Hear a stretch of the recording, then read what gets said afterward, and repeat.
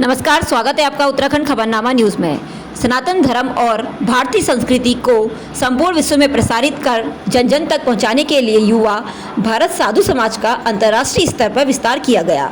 Haridwar railway road स्थित श्री साधु गरीबदासी सेवा आश्रम ट्रस्ट में चेतन ज्योति आश्रम के महंत स्वामी ऋषि स्वरानंद महाराज की अध्यक्षता में आयोजित युवा भारत साधु समाज की बैठक में सर्वसम्मति से स्वामी आनंद गिरी महाराज को युवा भारत साधु समाज का अंतर्राष्ट्रीय अध्यक्ष चुना गया। अंतर्राष्ट्रीय अध्यक्ष चुने जाने पर सभी संतों ने स्वामी आनंद गिरी महाराज को फूल माला पहनाकर आशीर्वाद दिया। वहीं महामंत्री स्वामी रविदेव शास्त्री जी का कहना है कि युवा भारत साधु समाज के संतों ने ऐतिहासिक निर्णय लिया है। युवा भारत साधु समाज के जरिए भारतीय संस्कृति पूरे विश्व में पहुंचे। जो विश्व में भारतीय संस्कृति के लिए कार्य कर रहे हो, ऐसे व्यक्ति की हमें तलाश थी।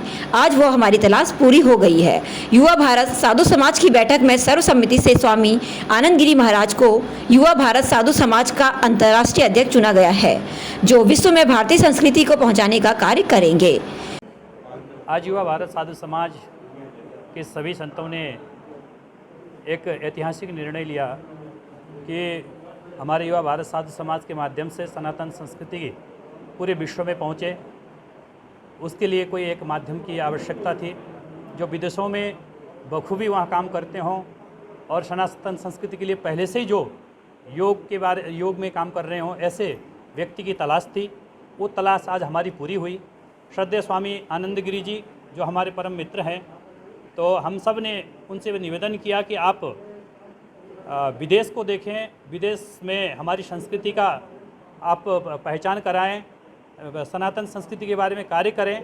तो उन्होंने तुरंत सहजता से ही इसको स्वीकार किया और कहा कि आप सबके अपेक्षा पर मैं खरा उतरता हुआ मैं ज़रूर सेवा करूंगा। ये हमें आश्वासन मिला और हम सब ने इस आश्वासन पर ध्यान देते हुए स्वामी आनंद गिरी जी महाराज को आज अंतर्राष्ट्रीय अध्यक्ष के रूप में नियुक्त किया। युवा भारत साधु समाज के सभी पदाधिकारियों में मेरा सौभाग्य है। भारत साधु समाज भारत का एक बहुत प्राचीन संगठन है और उसी की शाखा है युवा भारत साधु समाज।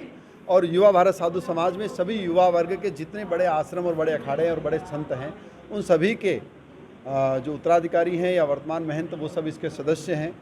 ये भारत में तो बहुत बखूबी काम कर रहा था, जैसे कि हमारे राष्ट्रीय अध्यक्ष शिवानंद जी एवं महामंत्री रवि शास्त्री जी और तमाम संतों के सानिध्य में, पर अब अंतर्राष्ट्रीय स्तर पर इन्होंने एक विकल्प दिया है बहुत अच्छा।